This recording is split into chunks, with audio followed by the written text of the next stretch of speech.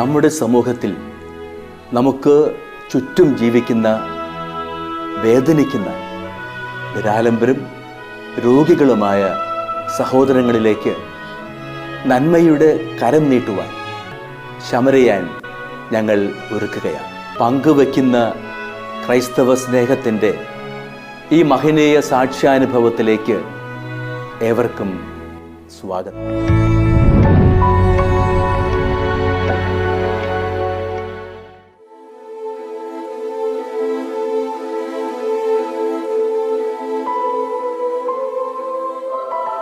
Koratty panchayat 9-ാം ward തിരുമുടിക്കുന്നിൽ താമസിക്കുന്ന മാമ്പറയിൽ ജോസഫിന്റെ ഭാര്യ അന്നമ്മ ജോസഫ്.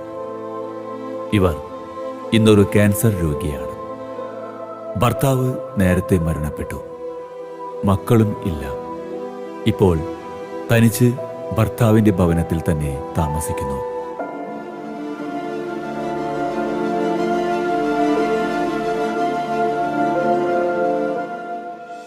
കൊരട്ടി പഞ്ചായത്ത് 9-ാം വാർഡിലെ മെമ്പറാണ് ഞാൻ. എൻ്റെ പേര് ജോസാണ്.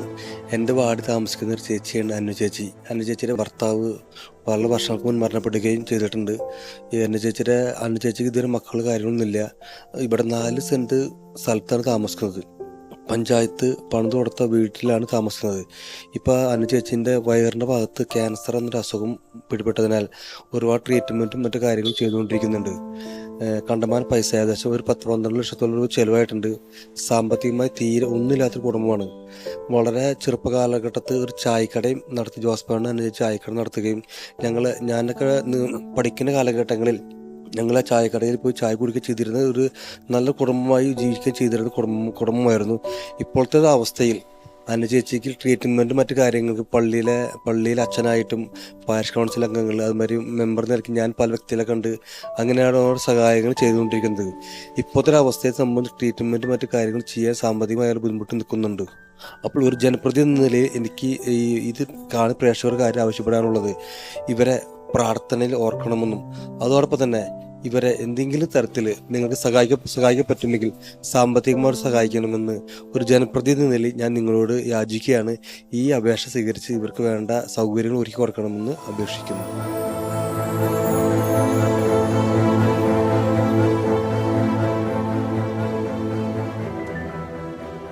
മുപ്പത് വർഷങ്ങൾക്ക് മുൻപായിരുന്നു ഇവരുടെ വിവാഹം.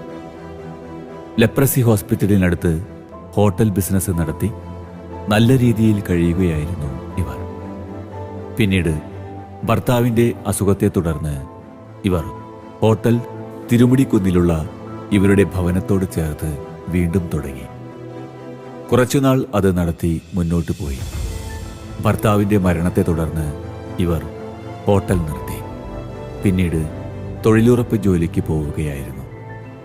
തൊഴിലുറപ്പ് ജോലിക്ക് പോയിക്കൊണ്ടിരിക്കുന്നതിനിടയ്ക്കാണ് പെട്ടെന്ന് ഒരു തളർച്ചയെ തുടർന്ന് ചെറിയ തോതിലുള്ള ജോലി പോലും ചെയ്യുവാൻ കഴിയാത്ത വിധത്തിൽ ക്ഷീണം അനുഭവപ്പെടുകയും അതിനെ തുടർന്ന് ഹോസ്പിറ്റലിൽ പോകുകയുമാണുണ്ടായത്.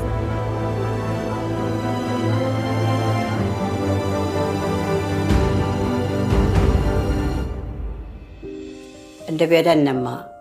എൻ്റെ കല്യാണം കഴിഞ്ഞിട്ട് 30 കൊല്ലമായിട്ടുണ്ട്.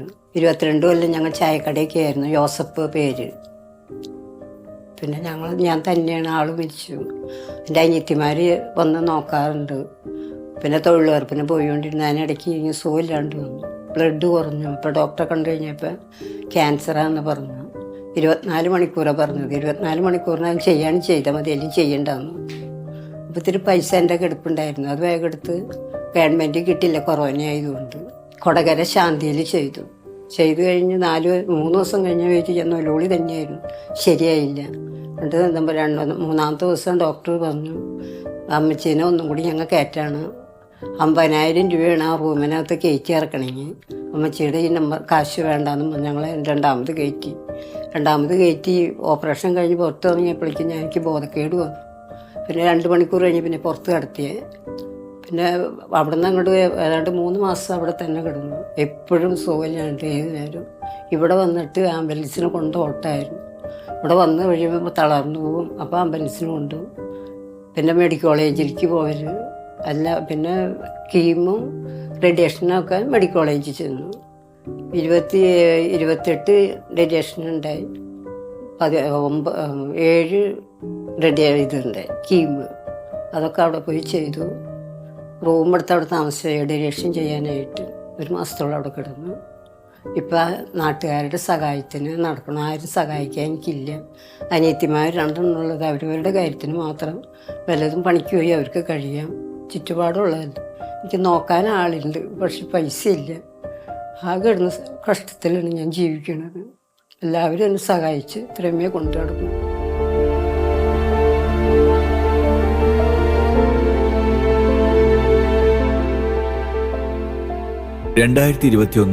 കൊറോണ പകർച്ചവ്യാധി കൊടുമ്പിരിക്കൊണ്ടിരിക്കുന്ന സമയത്താണ് ഇങ്ങനെയുണ്ടായത്.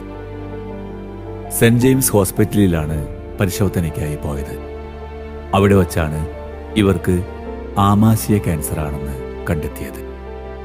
ഉടൻ തന്നെ ഓപ്പറേഷൻ നടത്തണം എന്ന് പറഞ്ഞതനുസരിച്ച് ഓപ്പറേഷൻ നടത്തി. എന്നാൽ 3 ദിവസം കഴിഞ്ഞപ്പോൾ തന്നെ രണ്ടാമതൊരു ഓപ്പറേഷൻ കൂടി നടത്തേണ്ടി വന്നു.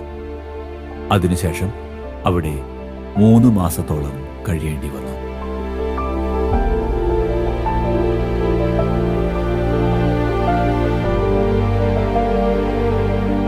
എൻ്റെ അടുത്തുള്ള ചേച്ചിയാണ് എല്ലാത്തിനും സഹായത്തിനും. എന്തെങ്കിലും മിണ്ടാലും ഓടി വരാനും എനിക്ക് എന്നിട്ട് വന്നെന്ന് വെച്ച് വരാനും കാണാനും ഒക്കെ ഉള്ളത് ആ ചേച്ചി മാത്രമേ ഉള്ളൂ. വേറെ ആരുമില്ല. അതിൻ്റെ സഹായത്തോണ്ട് ഇപ്പോഴും ഞാൻ ജീവിച്ചിരിക്കുന്നത്. ഏത് നേരം ബോധം കെട്ട് കഴിയുമ്പോൾ ആംബുലൻസിനുണ്ട് ചാലക്കുടിക്ക് എത്തില്ല. അപ്പോഴേക്കും നമ്മുടെ ദേമതയെ കയറ്റും. അവിടെ 10 ദിവസം കിടന്നു കഴിയുമ്പോൾ ഒരു 10 രൂപയുടെ കഴിയുമ്പോൾ തിരിച്ചു വരും. അത് കഴിഞ്ഞ് കുറേ ദിവസം കഴിയുമ്പോൾ ഇത് തന്നെ ബോധം കെട്ട് കിടക്കും. ആംബുലൻസ് വിളിക്കും, കൊണ്ടോട്ടായിരുന്നു. ഇപ്പോൾ ഒരു കുറച്ച് നാളായി പിന്നെ അത് ഓട്ടത്തിൽ കുറവുണ്ട്. മറ്റത് എപ്പോഴും ഈ കൊണ്ടോട്ടം തന്നെയായിരുന്നു. ഒക്കെ ഇതിന് സഹായിക്കാറുണ്ട്. അനിയത്തിമാരും ഒരു കൊല്ലത്തോളം 2 പേരും മാറി മാറി എൻ്റെ അടുത്തുണ്ടായിരുന്നു. ഒരു 6 മാസം വരെ 2 പേരും ഒപ്പമായിരുന്നു. താങ്ങാനും എനിപ്പിക്കാനും ഒരാളെ കൊണ്ട് തന്നെ പറ്റില്ല. എനിക്ക് നല്ല വണ്ണുണ്ടായത്. വണ്ണൊക്കെ വെച്ച് പോയതപ്പം നല്ലോണം വണ്ണുണ്ടായി. ഓപ്പറേഷൻ കഴിഞ്ഞ് കുറേ കഴിഞ്ഞപ്പോൾ ഞാൻ ചുരുങ്ങിയതാണ്. അനിയത്തിമാർ വരാനും ഒക്കെ ഇതിന് ആളുണ്ട്. സഹായിക്കാൻ കാശിന് മാത്രമേ ഇല്ല. അത് കാരണം ഞങ്ങൾ ബുദ്ധിമുട്ടിൽ ഞാൻ കഴിഞ്ഞു. എൻ്റെ അനിയത്തിമാരെ എപ്പോഴും കിടന്നു കഷ്ടപ്പെടാണ് കിടന്നു. അതെനിക്ക് എപ്പോഴും വിളിച്ച് ശബ്ദം മാറിക്കഴിഞ്ഞാൽ പറയും, എന്താ പറ്റി ചേച്ചി, ഞാൻ വന്നു. ഒരാൾ വാളയാറ്, ഒരാൾ വെള്ളിക്കുളങ്ങര. അങ്ങനെ ഇടയ്ക്ക് അതുങ്ങൾ വന്നുകൊണ്ടിരിക്കുന്നുണ്ട്.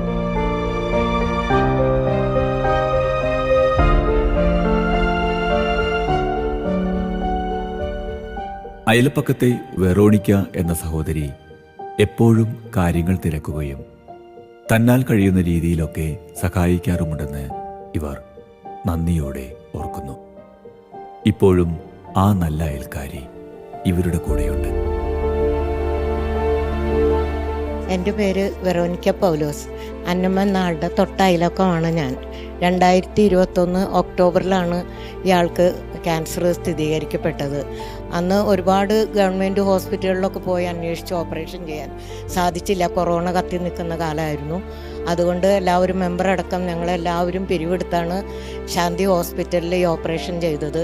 അത് 2 പ്രാവശ്യം ചെയ്യേണ്ടി വന്നു. ആദ്യം വയറ്റിൽ ആമാശയത്തിൽ മാത്രമാണെന്നാണ് സെൻറ്റ് ജെയിംസുകാർ കണ്ടുപിടിച്ചായിരുന്നത്. ഓപ്പറേഷൻ സമയത്താണ് ഡോക്ടർ അറിയുന്നത് യൂട്രസിൻ്റെ മുകളിലും ഈ അസുഖം ഉണ്ടെന്നുള്ളത്. അതൊക്കെ എടുക്കാൻ പറ്റില്ല. അതുകൊണ്ട് വേദനയൊന്നും വന്നില്ലെങ്കിൽ കുഴപ്പമില്ല. അല്ലെങ്കിൽ 2 ദിവസം കഴിഞ്ഞ് വേദനയും ബാത്റൂമിൽ പോയില്ലെങ്കിൽ വീണ്ടും ഓപ്പറേഷൻ ചെയ്യണമെന്ന് പറഞ്ഞു. ചെയ്യേണ്ടി വന്നു. ഡോക്ടർ കുറേ സഹായിച്ചായിരുന്നു അതിൽ, ആ 2ാമത് ചെയ്തതിൽ. പിന്നെ ആൾക്ക് ഭർത്താവോ കുട്ടികളോ ഒന്നുമില്ല, ആങ്ങളമാരും ഇല്ല. 2 അനിയത്തിമാർ തൊഴിലുറപ്പിൻ്റെ പണിക്ക് പോയാണ് ജീവിക്കുന്നത്. അവർക്ക് സഹായിക്കാനുള്ള കഴിവില്ല. ഞങ്ങൾ നാട്ടുകാരും മെമ്പറടക്കം എല്ലാവരും സഹായിച്ചാണ് മരുന്നും ജീവിതവും കൊണ്ടുപോകുന്നത് ആള്. ഈ ആഴ്ച സ്കാനിങ്ങും പെറ്റ് സ്കാനും ബ്ലഡ് ടെസ്റ്റും ഒക്കെ ഉണ്ട്. ശനിയാഴ്ച ഡോക്ടറെ കാണാൻ പോകണം. പിന്നെ ഈ ഗുഡ്നസ് ടിവിയോട് എനിക്ക് പറയാനോ, നിങ്ങളുടെ പ്രാർത്ഥനയിൽ അന്നമ്മയെ ഓർക്കണം, പ്രാർത്ഥിക്കണം. നിങ്ങൾക്ക് പറ്റുന്ന സഹായം ചെയ്ത് അവരെ സഹായിക്കുക.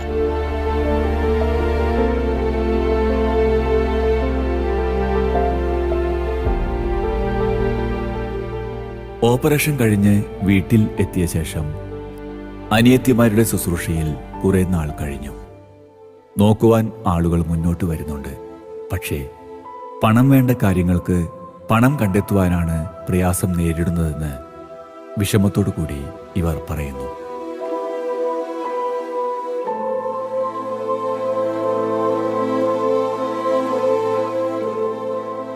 ക്യാൻസറിൻ്റെ ഉള്ളിൽ എർണിയ വന്നു. അത് ഇത്ര നീളത്തിൽ ഇങ്ങനെ പുറത്തേക്കായി. എന്നിട്ട് ഓപ്പറേഷൻ കഴിഞ്ഞ ഡോക്ടറുടെ അടുത്ത് ചെന്നു. അപ്പോൾ ചെന്ന് കഴിഞ്ഞപ്പോൾ ഡോക്ടർ പറഞ്ഞു 2 ഓപ്പറേഷൻ കഴിഞ്ഞത് 3ാമത് ചെയ്യാൻ പറ്റില്ല. 3ാമത് ചെയ്യുകയാണെങ്കിൽ മഞ്ചപ്പെട്ടി കൂട്ടി വെച്ചിട്ട് വന്നാൽ മതി, എന്നാൽ 3ാമത് ചെയ്യുള്ളൂ എന്ന് പറഞ്ഞു. അങ്ങനെ അന്ന് പ്രാർത്ഥിച്ച് ഇപ്പം ദൈവം അനുഗ്രഹിച്ച് ദൈവത്തിൻ്റെ സഹായം, എല്ലാവരുടെയും സഹായവും പ്രാർത്ഥനയും കൊണ്ട് അത് മാറിക്കിട്ടി. പിന്നെ ഞാൻ ഡോക്ടറുടെ അടുത്ത് ചെന്ന് കയറി കിടക്കാൻ വന്ന് നോക്കി കഴിഞ്ഞപ്പോൾ അതില്ല. അപ്പം എന്തൊട്ട് ചെയ്തതെന്ന് ചോദിച്ചു. ഒന്നും ചെയ്തില്ല, പ്രാർത്ഥന തന്നെയുള്ളൂ. ഇപ്പം നടക്കാറായപ്പോൾ തുടങ്ങി, വണ്ടി കയറാൻ തുടങ്ങി. പിന്നെ എന്തെങ്കിലുമൊക്കെ പള്ളികളിൽ പോകും, DVL പോകുന്നുണ്ട്, വ്യാഴാഴ്ച ദിവസം അവിടെ പോകുന്നുണ്ട്. എല്ലാവരുടെയും പ്രാർത്ഥനയുണ്ട്. അത് ഇതുവരെ കണ്ടിട്ടില്ല. പിന്നെ ഇപ്പോൾ ഡോക്ടർ പറഞ്ഞത് മാറി അമ്മച്ചി പേടിക്കാനും. ആകെ കഷ്ടത്തിലെ ഞാൻ ജീവിക്കണം. പക്ഷെ എല്ലാവരും ഉണ്ടായതുകൊണ്ട് ഞാൻ ജീവിച്ചിരിക്കണം. അല്ലെങ്കിൽ ഉണ്ടാക്കി മണ്ടേ പോയാൽ.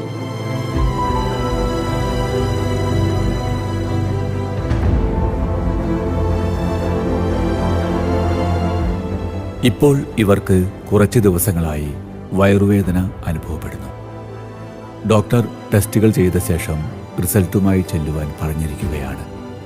പക്ഷേ പരിശോധനകൾക്കുള്ള ഫീസ് അടയ്ക്കുവാൻ കഴിയാത്തത് മൂലം അത് നീണ്ടുപോവുകയാണ്. ഇപ്പോൾ ഈ വയറുവേദനയുടെ കാര്യം എന്താണെന്ന് തിരിച്ചറിഞ്ഞിട്ടില്ലാത്തതിൻ്റെ വേവലാതിയിലാണ് ഇവർ.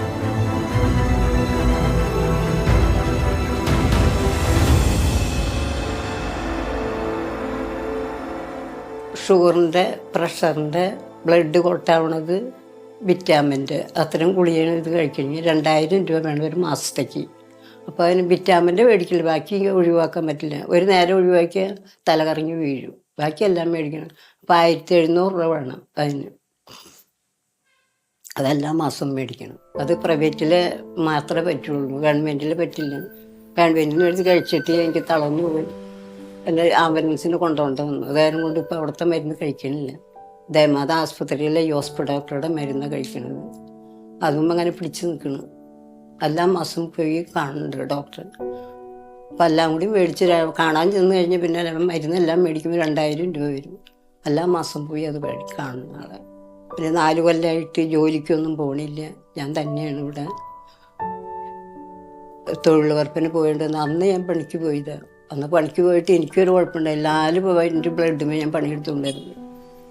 അപ്പോൾ ഡോക്ടർ പറഞ്ഞത് വേറെ ഡോക്ടറെ കാണാൻ പറഞ്ഞുകൊണ്ട് എനിക്ക് ചെക്കപ്പിന് എഴുതി തന്നു. എന്നിട്ട് സെൻറ്റ് ജെയിംസിൽ പോയി ചെക്കപ്പ് ചെയ്തപ്പോൾ അപ്പം തന്നെ വിധി കൽപ്പിച്ചു, ക്യാൻസറാണ്, 24 മണിക്കൂറിനകം വേഗം ചെയ്യണമെങ്കിൽ ചെയ്യണ്ടെന്ന്. അപ്പം പിന്നെ പെട്ടെന്ന് അത് തന്നെ ചെയ്തു. അപ്പോഴേക്കും നാട്ടുകാരോട് സഹായിച്ചു, എല്ലാവരും സഹായിച്ചു. എല്ലാം തീർന്നപ്പോൾ 2 ഓപ്പറേഷൻ ഉണ്ട്. ഇപ്പോൾ മനസ്സിനും വയറിനും ഭയങ്കര കെട്ടാണ്. എപ്പോഴും ഇവിടെ പാവാട് കൊടുത്ത മാതിരി, ഒന്നും കൊടുത്തില്ലെങ്കിലും പാവാട് കൊടുത്ത മാതിരി. ശ്വാസം വിടുമ്പോഴൊക്കെ ഇവിടെ ഭയങ്കര കെട്ടാണ്, കരിങ്കല്ല് വലിയ വയറൊക്കെ. ടെസ്റ്റിന് എഴുതി തന്നിട്ടുണ്ട്. നല്ല കാശ് വേണം ടെസ്റ്റ് ചെയ്യാൻ. അതിനെനിക്ക് വഴിയില്ലാണ്ടിരിക്കുകയാണ്. എന്താ ചെയ്യണമെന്ന് ആലോചിച്ചിട്ട് പിടുത്തില്ല. ശനിയാഴ്ച പോയി ഡോക്ടറെ കാണണം. അതിക്കകത്ത് ടെസ്റ്റ് ചെയ്ത് റിസൾട്ടും കൊണ്ടുപോകണം. നിങ്ങളിത് കണ്ടുകൊണ്ടിരിക്കുന്ന പേഷ്യൻ്റ് എല്ലാവരും എനിക്ക് വേണ്ടി സഹായിക്കണം. സാമ്പത്തികം എനിക്കില്ല, അതുകൊണ്ട് എല്ലാവരും എൻ്റെ പ്രാർത്ഥനയിൽ ഓർക്കണം. നിങ്ങളെല്ലാവരും എന്നെ സഹായിക്കണം. ഞാൻ ആ പാവപ്പെട്ട വീട്ടിലാണ്. എല്ലാവരും എൻ്റെ പ്രാർത്ഥനയിൽ ഓർക്കണം.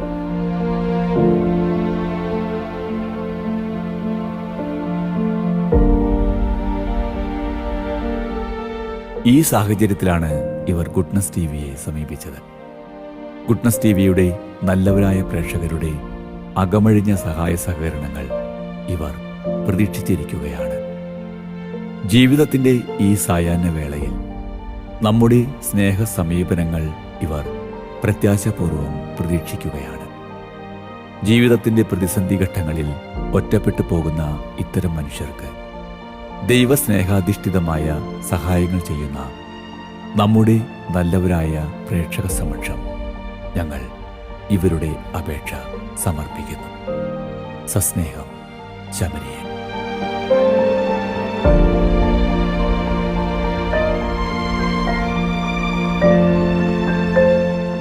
വിശദ വിവരങ്ങൾക്ക് Samarian divine charitable trust, father Philip Nedunthuruthil VC, care of divine vision, divine media complex, Muringoor PO, Chalakudy, Thrissur, Kerala.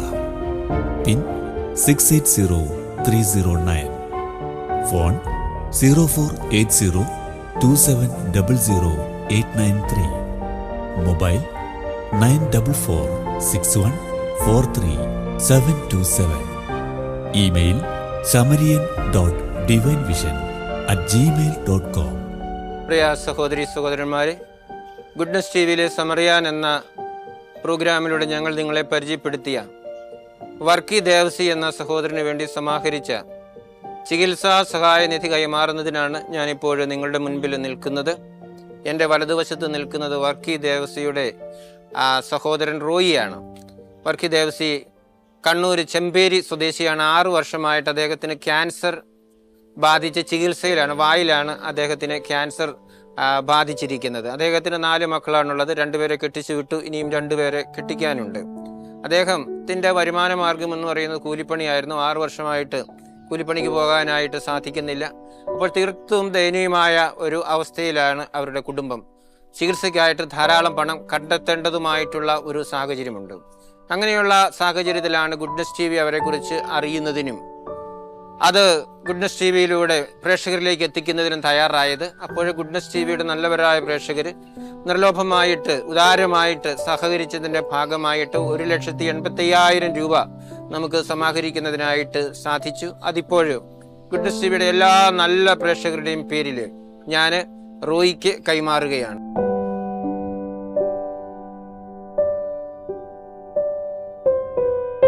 പ്രിയ സഹോദരി സഹോദരന്മാരെ, ഗുഡ്നസ് TVയുടെ പേരിൽ നിങ്ങൾക്കെല്ലാവർക്കും ഞാൻ ഏറ്റവും ഹൃദയപൂർവ്വം നന്ദി പറയുകയാണ്. ഗുഡ്നസ് TVയുടെ ശക്തി എന്ന് പറയുന്നത് നിങ്ങളാണ്.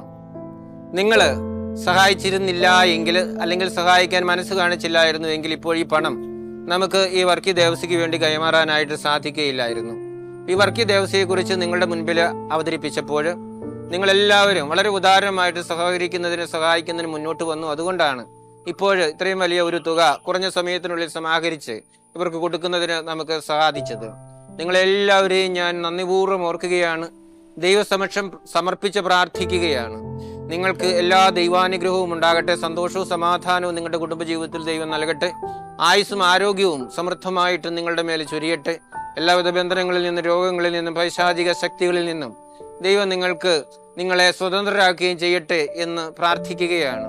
നിങ്ങളെല്ലാവരും സാധാരണക്കാരായ മനുഷ്യരാണെന്ന് എനിക്കറിയാം. അനേകം വർഷങ്ങൾ ഈ മേഖലയിൽ നിങ്ങളോടൊത്ത് പെരുമാറുന്നത് കൊണ്ട് എനിക്കറിയാം. നിങ്ങൾ എല്ലാവരും സാധാരണക്കാരായ മനുഷ്യരാണ്. നിങ്ങളുടെ അത്യാവശ്യങ്ങളും ആവശ്യങ്ങളും ഒക്കെ വേണ്ടെന്ന് വെച്ചിട്ടാണ് ഇങ്ങനെ സഹായിക്കുന്നതിനായിട്ട് നിങ്ങൾ മുന്നോട്ട് വന്നത്. പലരും തങ്ങൾക്ക് കിട്ടുന്ന ക്ഷേമ പെൻഷനിൽ നിന്നും ഒരു ദിവസത്തെ ജോലിയുടെ കാശ് മാറ്റിവെച്ചുമൊക്കെയാണ് തരുന്നത് എന്ന് എനിക്ക് അനുഭവത്തിൽ നിന്നും അറിയാൻ സാധിച്ചിട്ടുണ്ട്. അങ്ങനെ നിങ്ങൾ വളരെ താല്പര്യത്തോടുകൂടി ഏറ്റെടുത്തിരിക്കുന്ന ഈ പ്രോഗ്രാമിനെ വിജയിപ്പിക്കുന്നതിനായിട്ട് നിങ്ങൾ കാണിക്കുന്ന സ്നേഹത്തിന് ഞാൻ പ്രത്യേകം നന്ദി പറയുകയാണ്. ദൈവം നിങ്ങളെ അനുഗ്രഹിക്കട്ടെ എന്ന് പ്രാർത്ഥിക്കുകയാണ്. ഒരിക്കൽ കൂടി ഈ സഹോദരനെ വർക്കി ദേവസിയെ ദൈവസമക്ഷം സമർപ്പിച്ച് നമുക്ക് പ്രാർത്ഥിക്കാം. എത്രയും പെട്ടെന്ന് രോഗസൗഖ്യവും ആരോഗ്യത്തിലേക്കും അദ്ദേഹം കടന്നു വരുന്നതിന് ഇടയാക്കണമേ എന്ന് പ്രാർത്ഥിച്ചുകൊണ്ട് ഒരിക്കൽ കൂടി നിങ്ങൾക്കെല്ലാവർക്കും ഗുഡ്നസ് TVയുടെ പേരിൽ ഹൃദയപൂർവ്വം നന്ദി പറഞ്ഞുകൊണ്ട് നിർത്തട്ടെ. നന്ദി. എൻ്റെ പേര് റോയി. എൻ്റെ ചേട്ടൻ വർക്കി ദേവസിക്ക് വേണ്ടിയിട്ടാണ് ഞാൻ നന്ദി പറയുന്നത്. ഗുഡ്നസ് TVയിലൂടെ എൻ്റെ ചേട്ടന് സഹായം ചെയ്ത എല്ലാവരെയും ഓർത്ത് നന്ദി പറയുന്നു.